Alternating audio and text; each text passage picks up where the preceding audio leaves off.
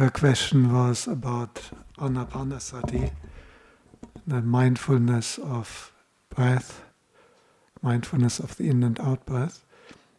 And I noticed, I think she is not going through the 16 steps the Buddha has actually given.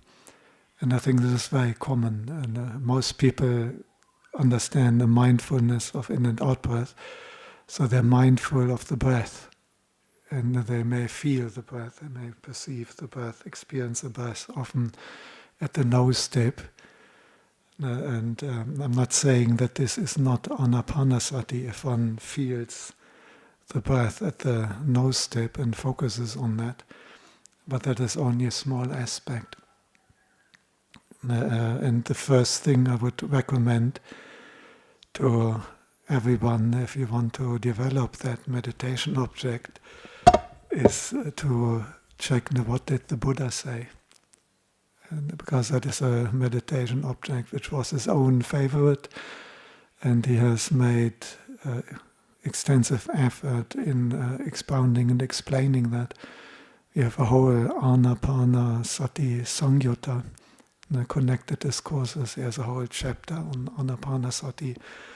Then we have the Ānāpānasati Sutta, Majjhima Nikāya 118, and very extensive instructions. The famous Tetrads. Tetrad means a group of four groups of four, 16. That is the 16 steps of breath meditation. And particularly these 16 steps, it is actually not very much. It's quite easy to learn by heart. It comes also sometimes in completely different places in the canon. And the Buddha talks to, for example, his own son and other monks how to practice Ānāpānasati. And it is a very comprehensive training of all four Satipaṭṭhāna. The Ānāpānasati can develop all four foundations of mindfulness. Number 1, the body. Number 2, feeling. Number 3, the mind. And number 4, Dhamma. And each Tetrad belongs to one of these Satipaṭṭhāna. And sure enough, the very first instruction is mindful one breathes in, mindful one breathes out. I think this is what everyone gets about Ānāpānasati, that I have to breathe in and out mindfully. The next step is knowing when one breathes in long, one breathes in long, breathing in short, one breathes in short. I think that's maybe also still fairly uncontroversial, or how to say, people take that on board. But then already in the next one, if you look at the first Satipaṭṭhāna, the body is more than just a nose tip. And the instruction of the Buddha is literally Sabba KΑYA Patisangvedi Asasasamiti Sikati. One trains oneself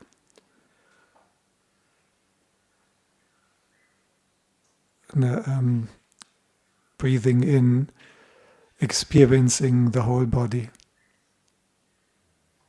And even from a biological Western science kind of standpoint, we do know that breath, oxygen is metabolized in the whole body. Almost all cells have got a mitochondria where the metabolism of oxygen is happening and provides the basic energy for each cell. We know that oxygen is transported by the blood to every cell in the body, basically.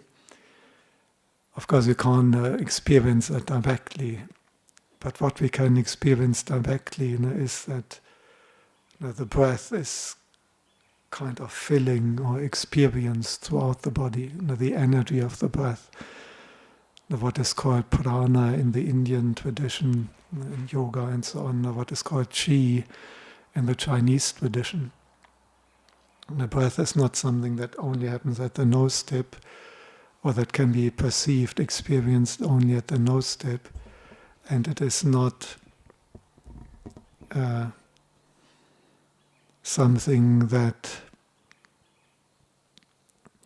is only in the lungs or only in the belly.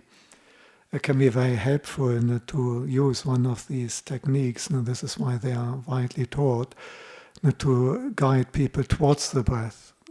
If someone starts, it may not be quite clear now, how do I do that, how am I mindful of the breath? And then, okay, most people can notice it somewhere at the nose, or some others notice the abdomen going in and out, but the whole body is involved in breathing. The energy we can feel extends throughout the whole body.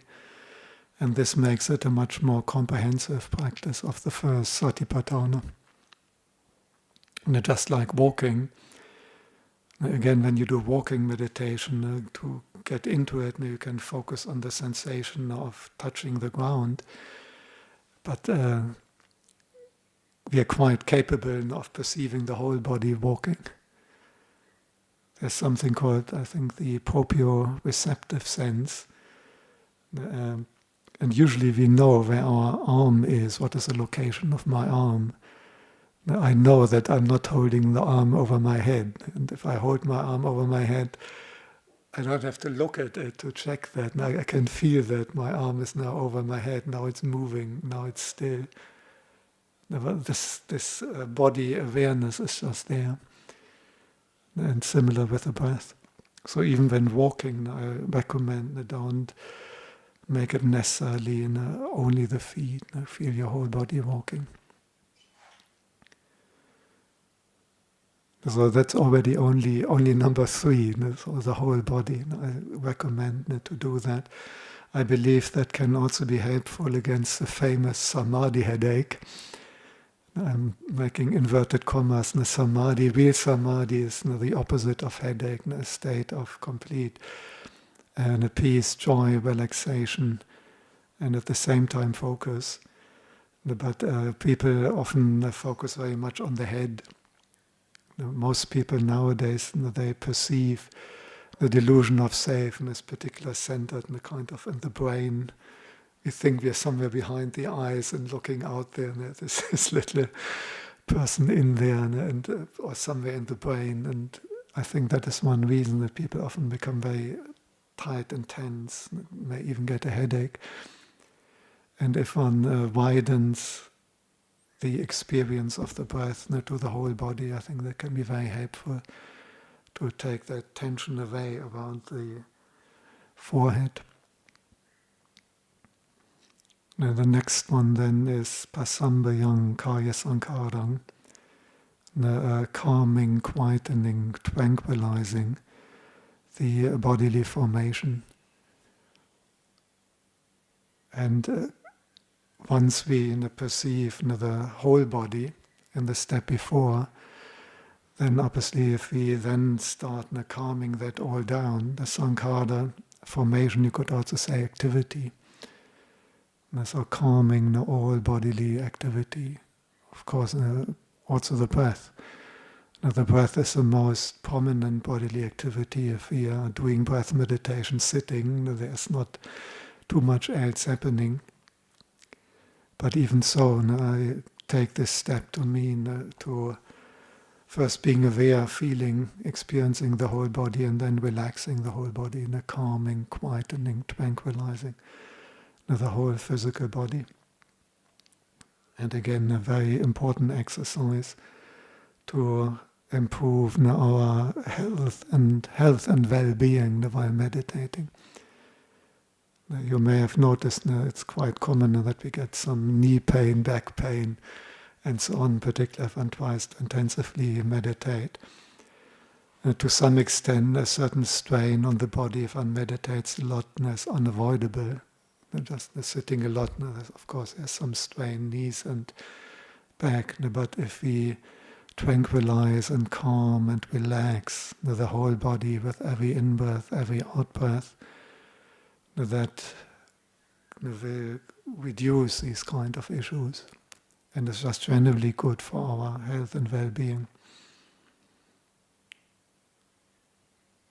So now we have not only covered the first Satipaṭṭhāna, which of course is the most fundamental and the one where we usually in the beginning work most with. But even so, there's a gradual development in these 16 steps. But same as in the Eightfold Path, that doesn't mean for the first year you only do mindful breathe in and out. The second year, then you do long and short. And the third year, it's not a gradual development in that way. But sometimes you can even go to the very end and bring that in. It's just a matter of emphasis. But the first step in the second tetrad, the second 4 steps that are concerned with second foundation of mindfulness, feeling, and is really, really important. And I think don't delay that to some later stage, but bring it in right in the beginning. Simply piti patisangvedi, asasissamiti sikati, and so on. One trains oneself. I will breathe in experiencing rapture. And I mean, rapture is quite a big word. You can start even simpler. You can even start with contentment. If people are immediately aiming for rapture, maybe too much. But breathe in, breathe out, experiencing contentment. Breathe in, breathe out, experiencing gladness. Breathe in happily, breathe out happily. But that is another important one. If we meditate a lot and our mind is actually going down, we become more unhappy, it's not going in the right direction. Certainly our samadhi practice is not developing. If we become more unhappy, it might be better to just sleep or read the newspaper rather than whatever we are doing there. For Ānāpānasati, that is not the aim. It's definitely not the intention of the Buddha, that he gave us this meditation object so that we feel unhappy, miserable, down, depressed. Is the opposite. So bringing that to mind, I breathe in, experiencing joy. I breathe out, experiencing gladness. Breathing in and out, developing rapture, developing bliss. Now the next one is kind of a doubling, sukha patisangvedi. Now these terms can have a more general meaning. Like in English, happiness, sukha happiness is also, in a more technical sense, the piti includes the bodily happiness, and the sukha is a more refined happiness, which is only mental, even without the bodily one, for the deeper jhana, like the third jhana. In practical terms, to get going, the important thing is starting with contentment and then some sense of joy, some sense of happiness, some sense of gladness, some sense of fun. The meditation should be fun. I breathe in having fun, I breathe out having fun. And again, the really important one is to notice if we are not doing that. And it's quite possible that people can somehow do that. They can do what they believe is Ānāpānasati, but they're doing something that makes them rather sad and depressed, and they don't notice it. So feeling is absolutely essential, is a crucial part of the development of Samadhi, of the development of Ānāpānasati, mindfulness of the breath, and it is happy feeling. That is the one we develop there. And then Pasambayang Citta Sankharang. This is all the mental activities. Of course, one thing the Buddha here means is to further refine and calm down even the rapture and bliss. So to get into the deeper jhanas, and at some stage one calms down even the sukha, even just the super refined mental bliss, purely mental bliss, in order to develop fourth jhana. It is the peak of equanimity. I think in more practical terms for the vast majority of meditators, I would rather look at Citta Sankhara in terms of thinking. I think this is a more practical one. And I don't think most people have to worry too much to further refine and calm down. The happiness is more like getting the happiness going. Once there is a real and tingling piti and light that you can't sleep anymore and so on, that is maybe the time to further calm it down. But before, I would particularly focus on other mental activity which is distractive, and in particular thinking, memories of past and all this stuff that is bubbling up. Becoming aware of that and then calming it down, tranquilizing it. The next one is the mind. I think that the way the Buddha, what he aims here for is that developing rapture and bliss, and then further refining that and calming it down. So this is addressed to quite a bit to people who already have samadhi, or at least to some extent. But even on a simpler stage, by now, and if we get a better idea, what is the mind? Now, usually we can't discern the mind so well because all we see is this constant impact of sense impressions and then our conditioned responses and our thinking. These are very superficial layers of the mind. If the mind is still, the thinking has quietened and there's strong feeling of rapture and bliss, even if it's not yet full samadhi, already we're getting a better idea of what mind actually is. But in any case, it starts again with abhipamodayang cittang. So once more, this already strong emphasis on happiness. Abhi means exceedingly, modati is gladden, pamodati is already an intensifier. So to exceedingly intensively gladden the mind and meditating with a happy mind. And we have to make sure of that. And just like usually people understand, if I do Ānāpānasati, but now I lose awareness of the breath and I'm just thinking about yesterday or I'm planning my next holiday, people understand I've lost the meditation object. However, when they're sitting there and staying with the breath and making their mind somehow dark or unhappy or depressed, they often do not notice it. And they may continue that all the time. But we are no longer doing then the instruction of the Buddha. So it is really important to notice that. Does what I'm doing here now in my meditation, which I call Ānāpānasati, does it uplift my mind and make it happy? Does it lead to an uplifted, joyful, buoyant, bright, happy mind? If it is not going in that direction, is a wrong direction. Even if I'm still with the breath, maybe at the nose tip, or I'm aware, I'm mindful of the breath. But the real instruction is that it should be developed with happiness and the whole mind should be bright and radiant. And if that is not occurring, then we have to readjust. Or maybe take a little bit of a break and maybe do something else that get our mind more uplifted and then come back. So first one is actually in Cittapati Samvedi.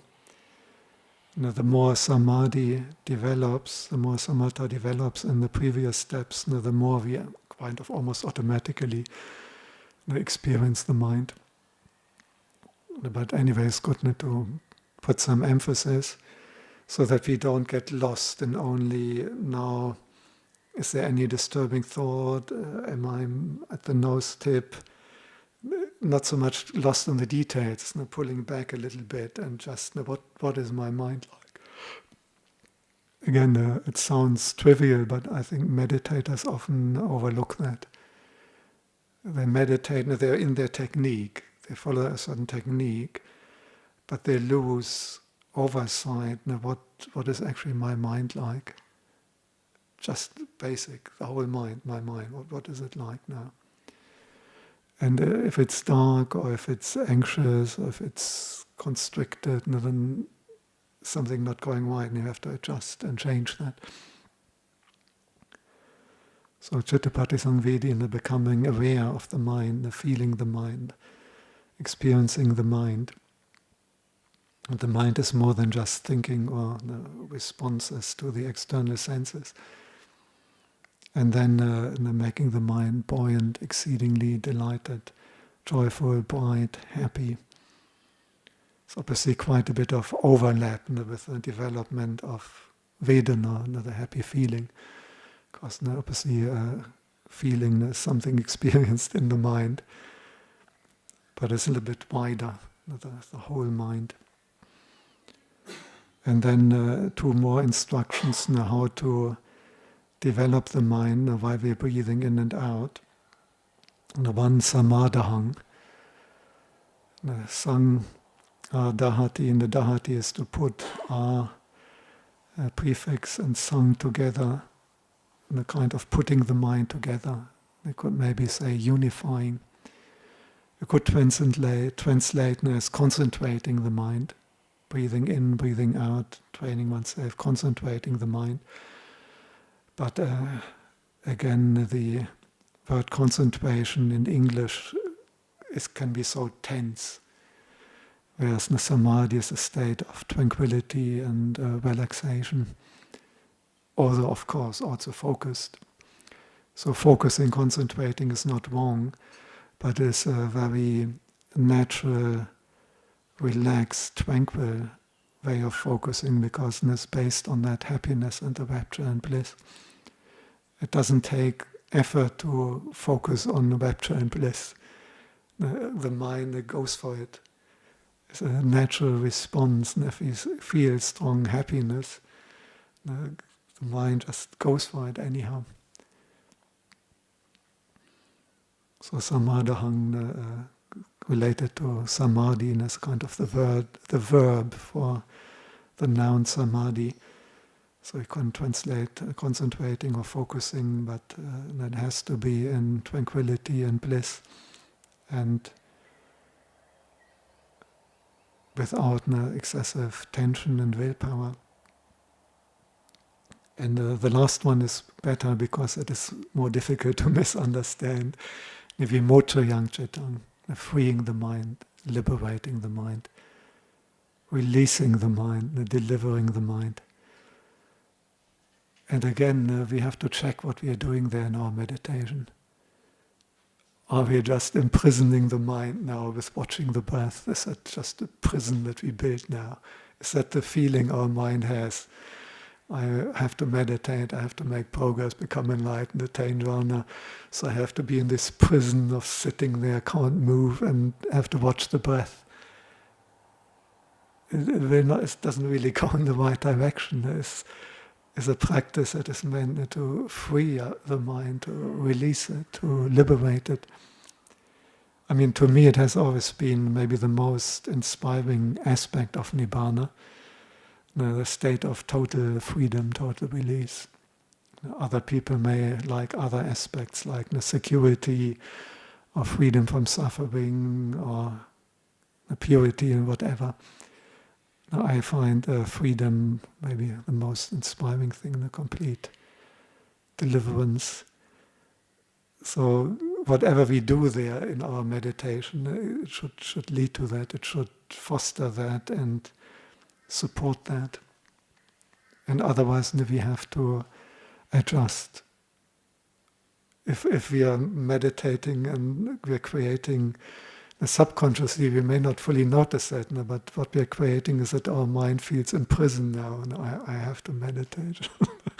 Can't move, I have to watch the breath, I hate it, I have to do it. It's a vasa. It doesn't really work. It might be better to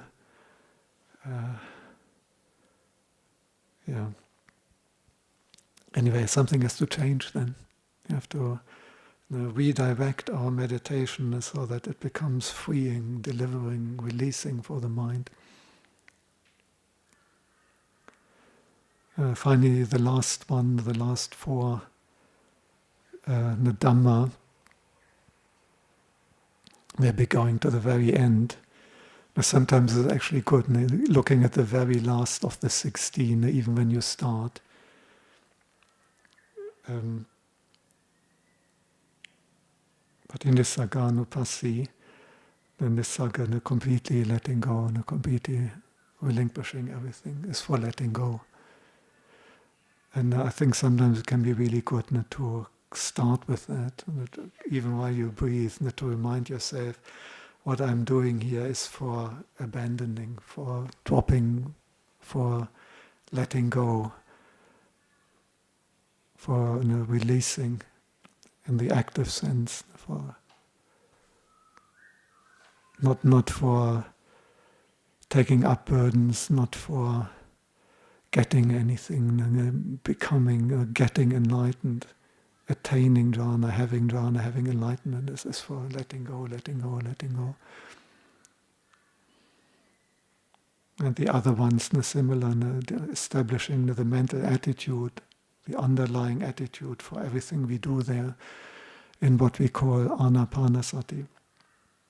It's not just being mindful of the breath, but being mindful of the breath, releasing, letting go, and freeing the mind, and making the mind happy and experiencing rapture and bliss. Anicca. Please don't use it on the breath. Contemplating, being aware, noticing the impermanence. Don't use it. The breath as your anchor in the meditation. Direct that towards the hindrances. For example, if you're distracted by thoughts, contemplate the impermanence of the thoughts, or contemplate the impermanence of the content of the thoughts. If it's something in the past, contemplate that this is impermanent. But doing this whole meditation with awareness and openness to the experience of impermanence, directed to the obstructions. And then the viraga is similar, the fading away, or dispassion, the fading away of desire, the fading away of aversion, the breathing in, and we may feel distracted, and why can't I focus the mind? I'm thinking here and there, and of course it comes from these underlying desires and aversions. I'm thinking about the things which I really like, or the ones I really dislike. This is where the thoughts usually go. So the fading away of liking and disliking, the fading away, not the fading away of rapture and bliss. that one you develop, but the fading away of liking and disliking, the fading away of tiredness, the fading away of restlessness, the fading away of doubt, the dispassion. If we meditate to weaken desire, lust, craving, tanha, weakening that, having that fading away, and ending, looking at ending rather than beginning.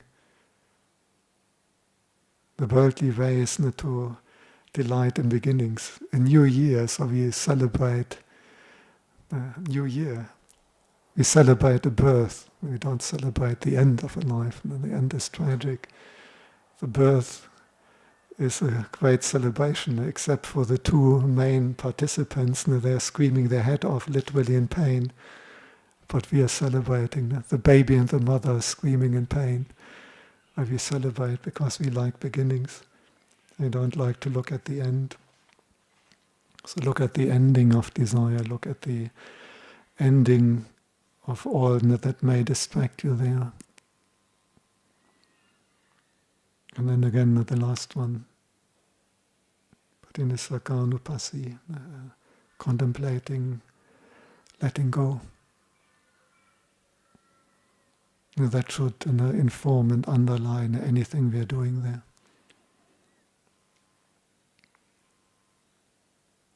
Yeah, thank you for asking. I ran out a little bit of steam when Sophie ended up not being here. But you gave me enough encouragement.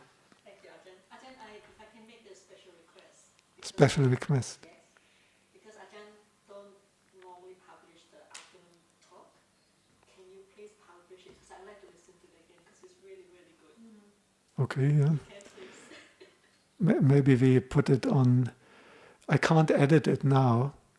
It's ready to edit only tomorrow, and then maybe I edit it. Because the whole 2 hours is very unattractive for people, and then YouTube put that as an unattractive video. So we put it on private, and then tomorrow I can do only the talk in the end there. I find it really, really useful. Reminder. Very, very good. Thank you, glad to hear. Maybe then Sophie can listen to it as well. It wasn't just for her anyhow. I think it's very common that people, to sum it up, make sure when you do Ānāpānasati that you include the happy feeling, contentment, gladness, joy, rapture, bliss, meditating happily. Make sure that you include making the whole mind should be uplifted and joyful. Make sure that you do that to free the mind, not to imprison it. Make sure that you do it for tranquilizing and calming and relaxing both body and mind. Make sure that the underlying current is the fading away of desire and passion and aversion and anger, and even more so the underlying current is letting go, is all for letting go.